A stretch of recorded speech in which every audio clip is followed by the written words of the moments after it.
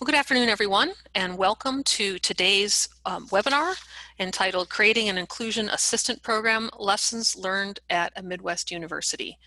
My name is Lori Sabata, and I will be serving as your technical producer for the broadcast today. So as my first official duty as technical producer is to make sure that you can see the content. So there's a title slide up right now that you should be seeing with the title, the webinar title on it, and also you should be hearing my voice. And if you can say yes to both of those things, I want to direct your attention, if you're not already familiar with Zoom, which at this point I think a lot of people are, there is a kind of a strip or a ribbon. Mine's located at the bottom of my screen. There is like a little sort of a hand there, looks like a cartoon hand. If you wouldn't mind just hitting that cartoon hand, that lets me know that you can see the screen and you can hear my voice, and I'm seeing all raised hands, so that's really great. Thank you so much for doing that. Looks like all is well on your end. Having done that, just wanted to mention that I will be turning it over to my colleague Emily Glenn in a few minutes to sort of introduce the panelists and kick off the webinar.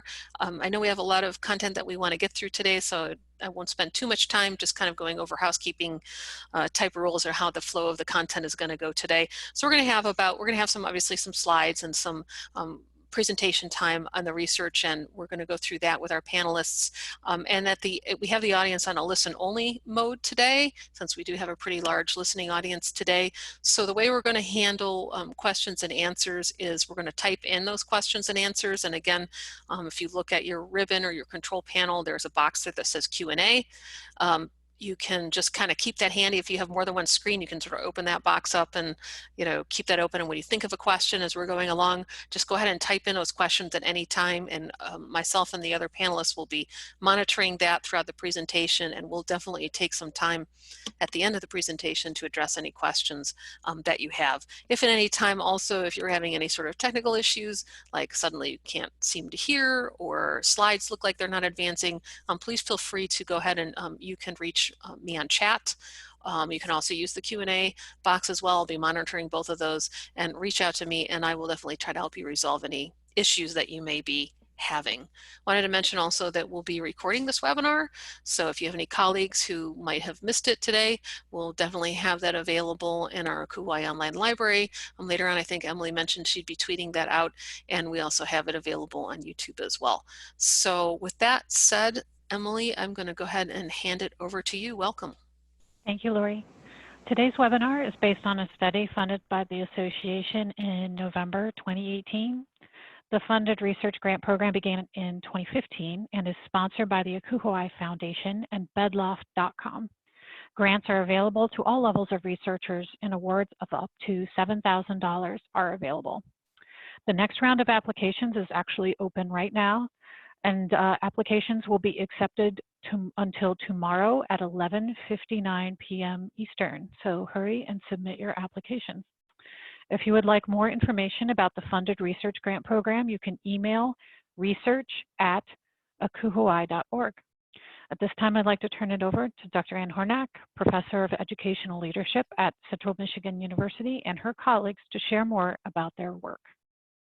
Great. Thank you, Emily. Thank you, Lori.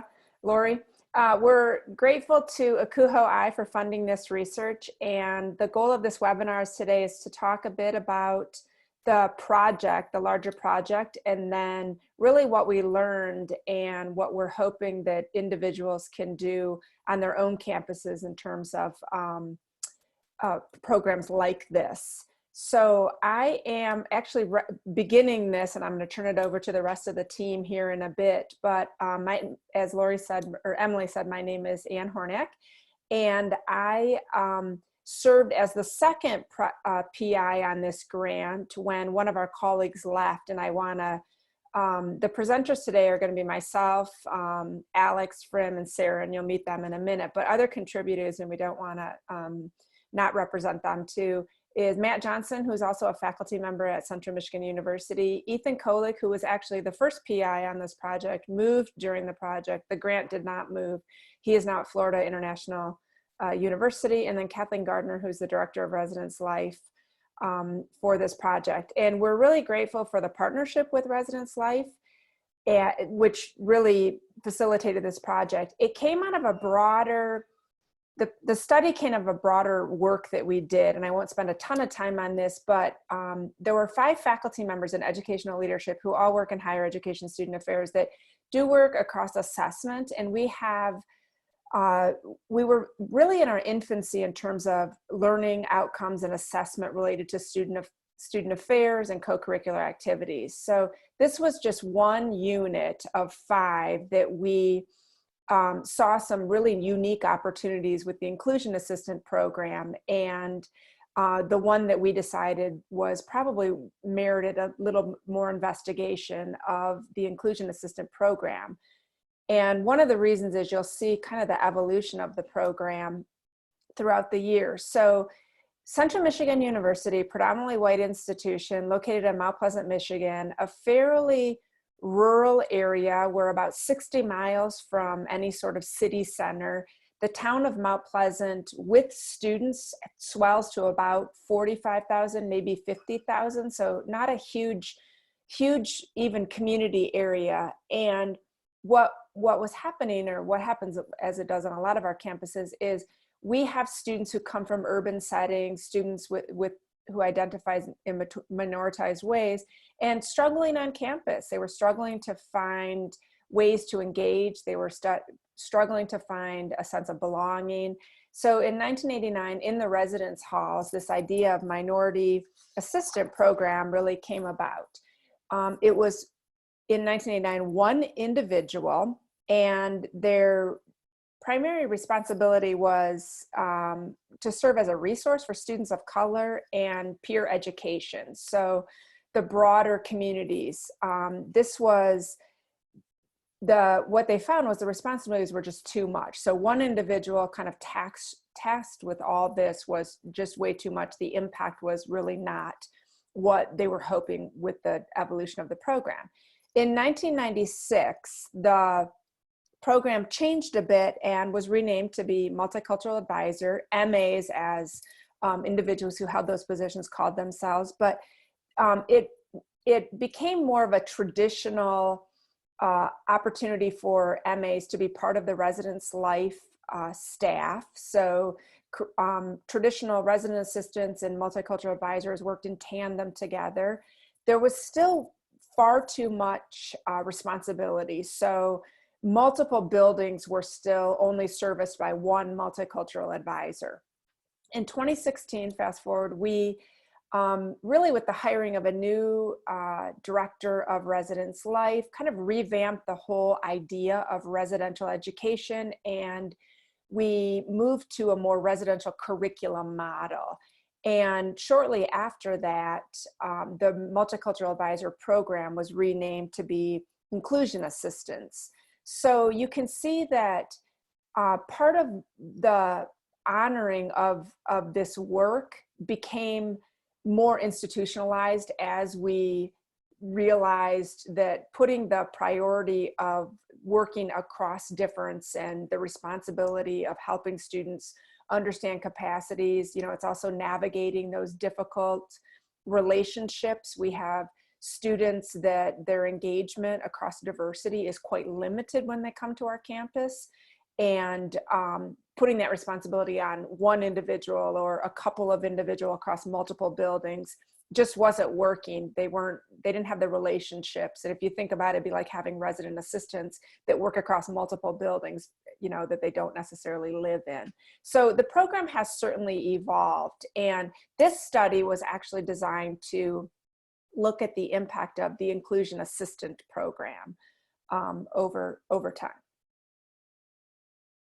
So here's another, kind of just visual of the evolution of the multicultural advisor role. So you can see that one of the other kind of big hallmarks, and I won't all read this, is this: in 1989, we were really focused on issues of race.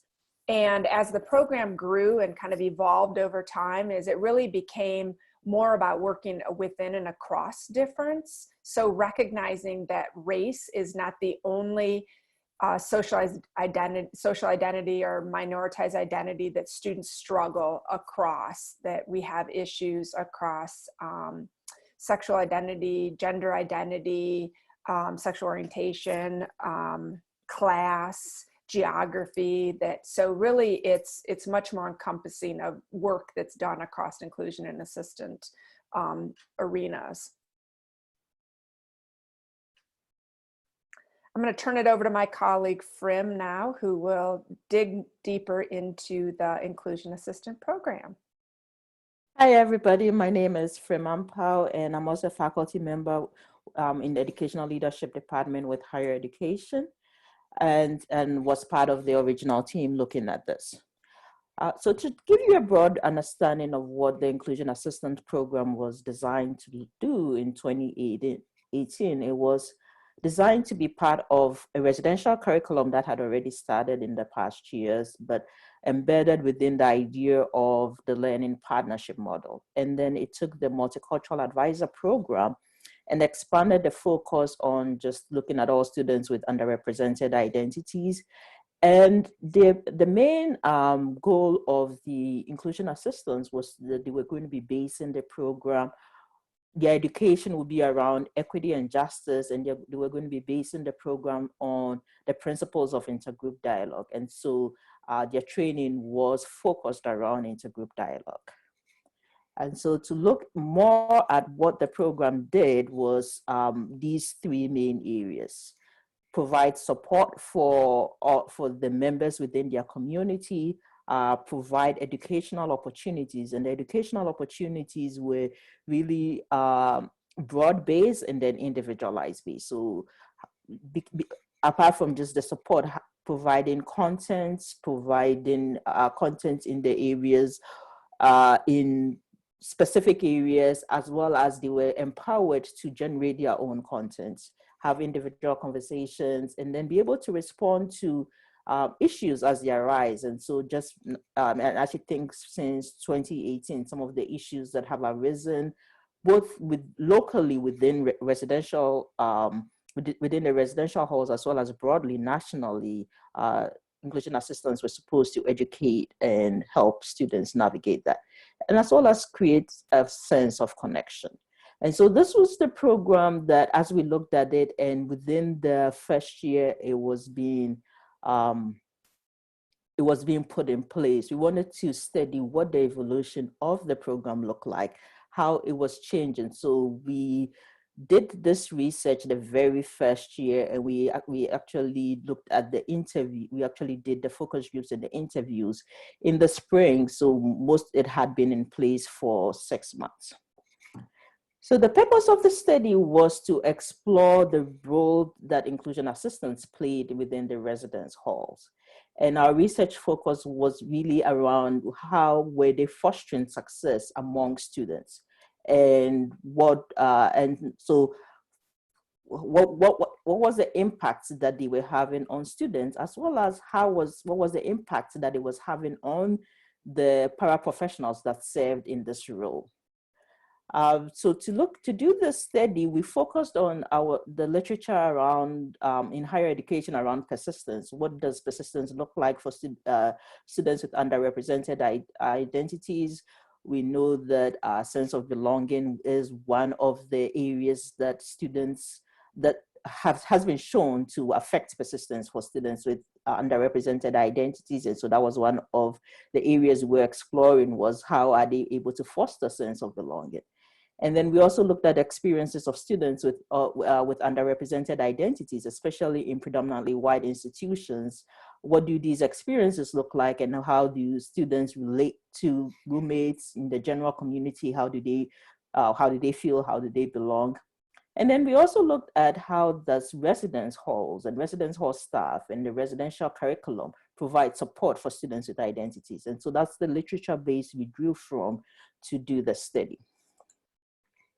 So we used the case study approach to study this topic, and we designed data collection that was going to be around the inclusion assistant programs. We did 3 focus groups with all the resident hall directors. And so there were 16 in total. So we had 3 focus groups with an average of 5 to 8 people in a focus group.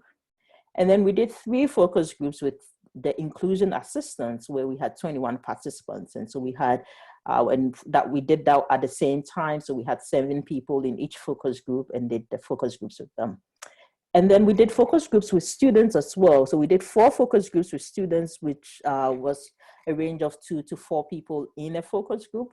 And then we did 11 individual interviews with residents. And we specifically chose students who identified as having underrepresented identities and had had an interaction with an inclusion assistant in the last 6 months that they had been in the residence halls. And then the other data we looked at was document analysis from the new residential curriculum, and then assessment and evaluation materials that had been done over the years, especially starting with the multicultural advisor program to the change into the inclusion advisor program. So our team then did open and focus coding to come up with our results, and we used because we were a team with different perspectives and different identities, we did trustworthiness within ourselves to understand in ways in which we understood the results. And then I'm going to pass this over to Sarah. Hello, thank you. My name is Sarah Williams, and I am a graduate assistant working with Frim and Ann and Matt Johnson also, who is listed as one of the leaders in this research project. I came in, I didn't start until they'd already collected all the interviews, so I kind of came in and did all the, was able to do a lot of the coding and analysis of the findings. So there were 2 kind of main things we wanted to talk about today, and the first one is that the inclusion assistance we found positively impacted all students. So you know, again, as Frim said, looking across the document analysis that we did and also the interview data, both showed that the inclusion assistance had a positive impact, not only with just the students with underrepresented identities, but even with students, majority students also shared that they benefited from it and from having these people with these roles on campus. In one way that one of the resident hall directors said was that the inclusion assistance showed the majority students also that there can be students from all different kinds of backgrounds and leadership roles. And also they provided support not only to students with underrepresented, but all students who needed additional support. So that was a big finding. And then another part of this finding was some of the ways that the inclusion assistance positively impacted the students. So the inclusion assistants maintained active presence in the residence halls and on campus. So the students in the halls knew that these inclusion assistants were there, they were around, people saw them, knew who they were. They provided visibility for underrepresented students, that they're, you know, if you come in from, you know, to a predominantly white institution and you're not in a majority there and you're from an underrepresented group of people, it's the students said it really helped to see people like them in these roles, helping them and having formal leadership roles. And just having that dedicated and recognized responsibilities for really supporting those specific students really made a difference. And then they also shared that the inclusion assistants were key in supporting their transition to college and their ability to remain in college. So students who were struggling in their transition to college, they received assistance. And also there were times we heard from interviewees that people, you know, were like, I don't know if I can stay, and kind of thinking about leaving. And through conversations with their inclusion assistants, they were able to decide to stay, and you know, the inclusion assistants provided that support to help them. So there were really a lot of positive different ways that the inclusion assistants positively impacted the students. So I see the next slide is up. So the second benefit was that the inclusion assistants foster a sense of belonging. And so this was really pronounced in the data that we looked at. And they did this through being able to relate with experiences. So students with underrepresented or residents with underrepresented who were underrepresented, they really felt that it helped them feel a sense of belonging when they could relate, had someone who could relate to what their experience was like, that they could talk to, who they could go to, who lived in the same place where they lived, that made a really big difference for them. Another way the inclusion assistants fostered a sense of belonging was through cultivating intentional relationships with the students. So they really tried to go out their way to develop real intentional relationships, and also help students connect with each other, and kind of help students kind of make their own groups of places where they felt they belonged. They also provided support and empathy when students with underrepresented identities experienced discrimination, oppression, or crisis based on their identity. So that was a really big part of helping students feel like they belonged. Another way that they helped was, you can see there are a lot of different things the inclusion assistants do through this, but another thing that they did is they encouraged students to join the hall council, or they tried to match, inclusion assistants would work with students and say, well, I think have you checked out this organization? Maybe you would, find people you like or something you'd be interested in here. And they were able to really connect those people with organizations that maybe they wouldn't have found on their own. And then the final way, which was really interesting, because, you kind of think, oh, bulletin boards everybody's been to college, has, seen their bulletin boards in all the halls and everything. And you don't really pay that much attention. You don't think, oh, this is a big deal. But actually, we found that almost all of the interviewees said that they really helped to have the self-guided learning opportunities of the bulletin boards that the inclusion assistants put together. And they focused theirs on issues of diversity and inclusion. And one resident even said, I wanted to read this because I thought it was great. She said, my inclusion assistant had these really cool boards up in the lobby. I felt like it showed where everyone was from and the demographics, and that helped me to feel not as alone on campus. So even things like that made a difference. So those are kind of the findings that we had from that. And I think Alex, you're next. Yeah, thanks. My name is Alex Martinez. I use she, her, and her pronouns, and I currently serve as one of the assistant directors of residence life at Central.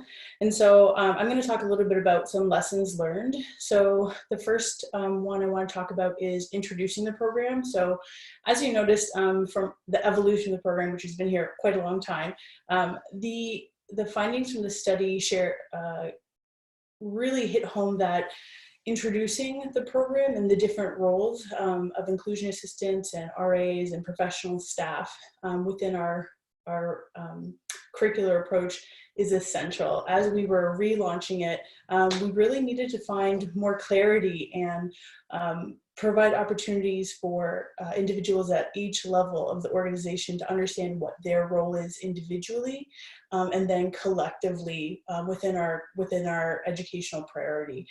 So it was really important, as we were looking at introducing the program, that we were considering onboarding of professional staff, that we're considering onboarding of our paraprofessional staff, and also making sure campus partners are aware of our change in the evolution.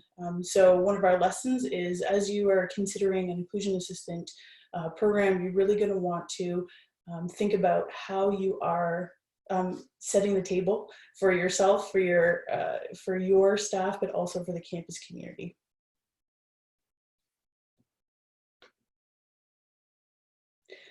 Part of that is making sure that there's clarity of the purpose, the why behind the role, and also the work, the how of the role, and making sure that everyone in the organization understands that while we need to define the roles, we're all working towards our educational priority together. So really looking at revising hiring practices to ensure that those newly hired inclusion assistants and resident assistants are committed to that goal of improving inclusion in the residence halls, but also encouraging everyone to be invested in the work, right? So we have inclusion assistants and they're acting as specialists within our residential curriculum, but that it is everyone's responsibility, their shared responsibility in these efforts as well.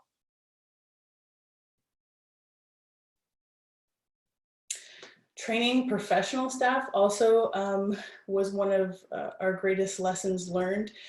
So the current supervision structure for our inclusion assistants is that residence hall directors are their direct supervisors, and then they have ancillary support through an assistant director who oversees the program.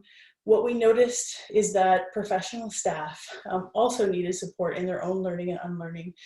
So when you're considering an inclusion assistant program, you really want to have that piece about professional staff competence and making sure that you can lean on professional development opportunities. We are really focusing on creating a learning organization. So there are formal opportunities for professionals to continue to evolve and advance and learn, but there's also a shared responsibility among professional staff together. So it's also integrated into our performance reviews, our professional development plans, and also really in those informal spaces. So considering how you're training professional staff to support inclusion assistants in their role is really important.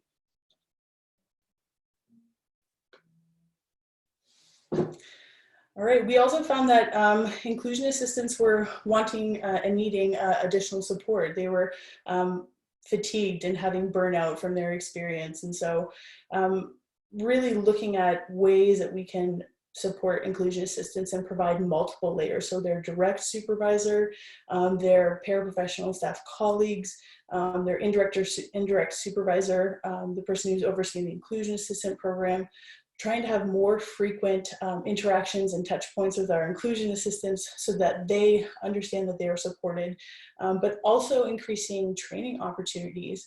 Inclusion assistants needing to feel like they're prepared for the work that they're doing.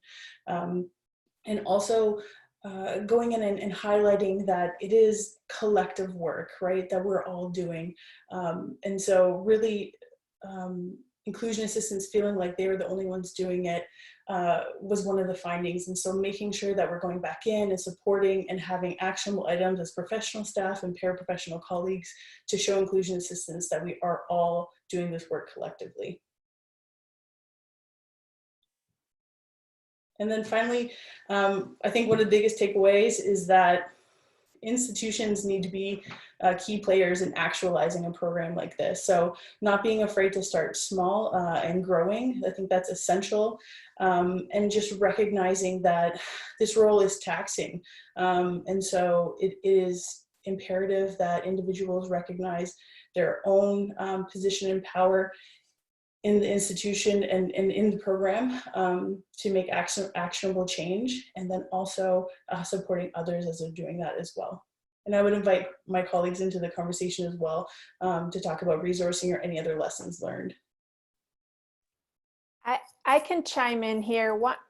Because of when we did the focus groups and interviews, just switching from multicultural advisor to inclusion assistants is offering space to really educate on the change, because I think sometimes we forget that change is also about grief and loss. So we have to we had to, kind of listen to those individuals talk about, wait, what do you mean you're changing? Oh, it's going to be different. It's not going to be the same. And a sense of, the work it's just not going to be as impactful. So, really working to help understand the why behind it. And it came from a very good place to really institutionalize the program, but it had such deep roots that part of that we had to work through as we were talking to individuals, and it emerged in multiple places throughout the data.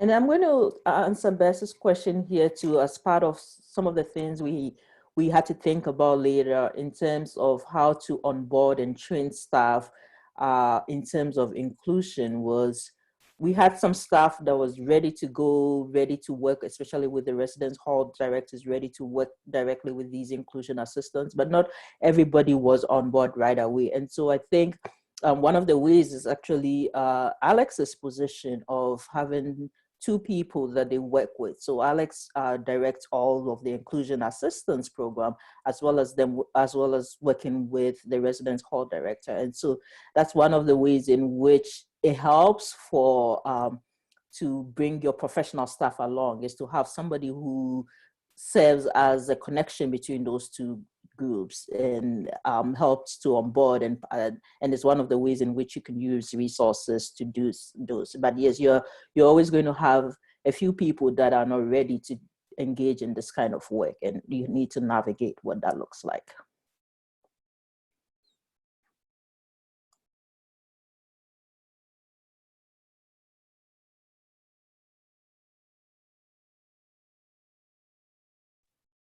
I think we're at the point where we can really open it up for hopefully some discussion and questions from our the participants. And Sure. So I see one question out there, and I'll just go ahead and read it out if that's all right, and you can just jump in and answer. So the question from Ryan is, could you elaborate on the distinct differences between the RA and IA roles and responsibilities, as some parts of the IA seem foundational to the RA purpose? Yeah, I'm happy to share more about that. So again, it's an inclusion assistant program within the context of our residential curriculum. And so we have an educational priority, we have 4 learning goals, and then learning outcomes associated with that, and engagement strategies. And so the easiest way to kind of differentiate the shared work and the different work between the two positions is to talk about engagement strategies. So the actual how, like what staff members do in their roles. So some of the shared pieces that resident assistant and inclusion assistants have are things like intentional interaction. So those are one-on-one conversations that they have with residents in their building. Self-guided learning opportunities that Sarah was talking about, bulletin boards. And so those are shared experience, those are shared engagement strategies that they're doing, and they are all working towards the same learning goal. So it is towards the same goal, but a little bit different. Inclusion assistants do duty rounds on the weekends, like their traditional RA counterparts, but they do not do it during the week. And when we were looking at the revamp of the program, we really wanted to scale back some of those responsibilities so that they have an opportunity to kind of focus on other work. Inclusion assistants do social rounds during the week instead. And so those are kind of unstructured times that they're moving around their communities, getting to know people and building relationships. Inclusion assistants also do content-led programs. So they partner with their professional staff member and they put on programming once a month, or excuse me, once a semester around a topic related to equity and justice, which is one of our learning goals. And so their RA counterparts don't do that. So there is some shared work in the engagement strategies, and then there's some differences. One other difference I can provide an example for inclusion assistants, they engage in an engagement strategy called campus community events. And so they gather residents from their building and they go out onto the campus community and engage in an experience that the university or another entity has provided around diversity, equity, and inclusion. So we have campus dialogues about gun control and things like that, or, other things that the institution is putting on. They go with community members to that, and on the way back, they're dialoguing about that shared experience and what that means, and kind of meaning making together. So those are just a little bit, a few examples of the differences in the roles.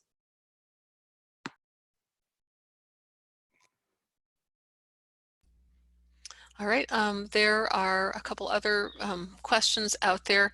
So one question is, I couldn't help but notice that your IA position appears to only have students of color. Can you talk about the recruitment and selection process for this group of students and how it differs from your RA position, which you covered the differences a little bit, but.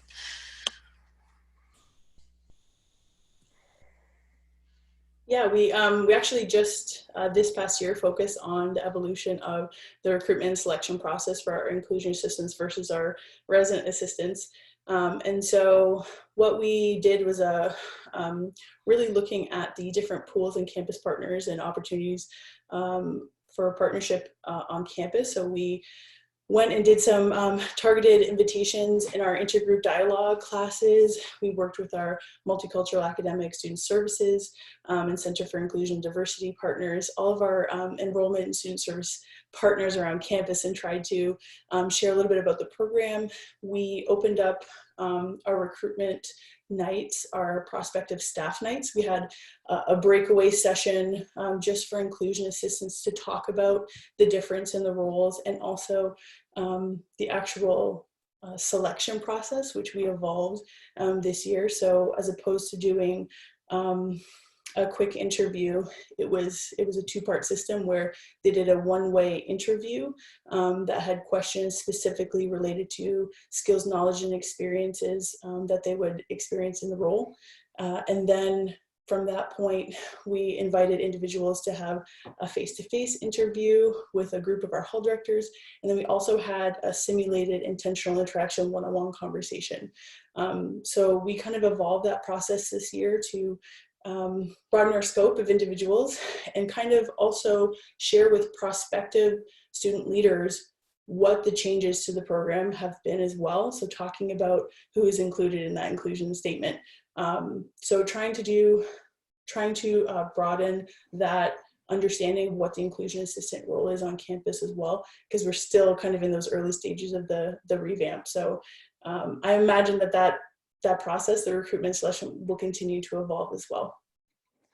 And one of the things we did find in our research with the current inclusion assistants is they are often drawn to the role from their previous interactions. And so with that first year, we're doing the interview, and that's where some of the grief process came in, was most of them had been drawn to the role by previously working with multicultural advisors. And so they came in thinking we're going to be multicultural advisors, and they understood what the multicultural advisors did. And so part of trying to understand what the shift, and yes, you're still doing the same thing, is there's just a broadening focus, was a little different. But I think that plays a big role in the recruitment piece of it, is the previous interactions they had with those who were in the roles. And so you tend to find the group that is drawn towards the inclusion assistants are those with underrepresented identities who had previously worked with that group. Okay, thank you. So did we cover compensation or how IAs are compensated? We did not. I'm sorry. They're compensated just like their RE counterparts are. So paraprofessional staff members are compensated with in-kind wages, so room and board, and a scholarship. Great, thank you.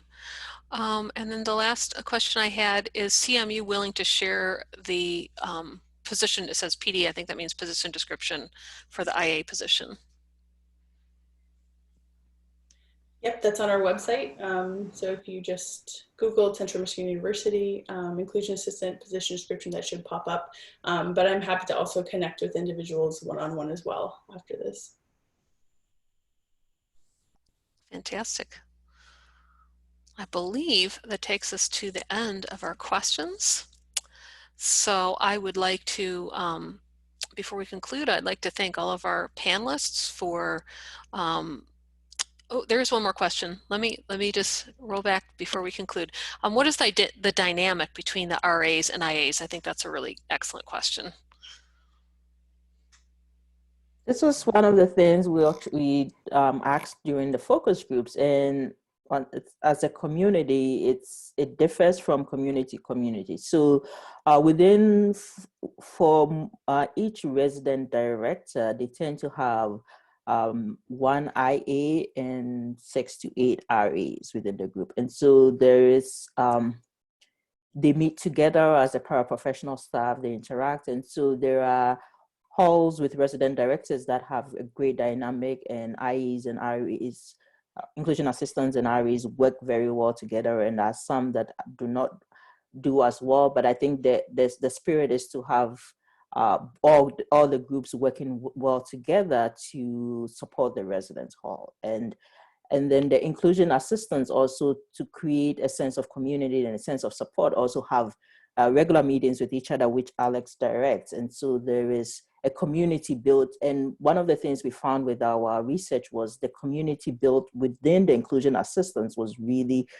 supportive and powerful. They were able to work with each other very well. And then the one between the IAs and the RAs within the hall, sometimes were great and not but not for all halls.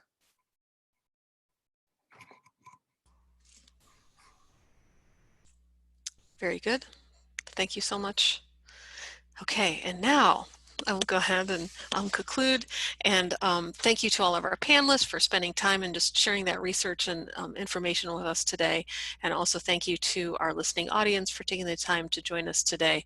And I would like to give the panelists just one last chance to conclude before we go ahead and end for the day. Well, I would reiterate what Lori said. Thank you so much for attending today.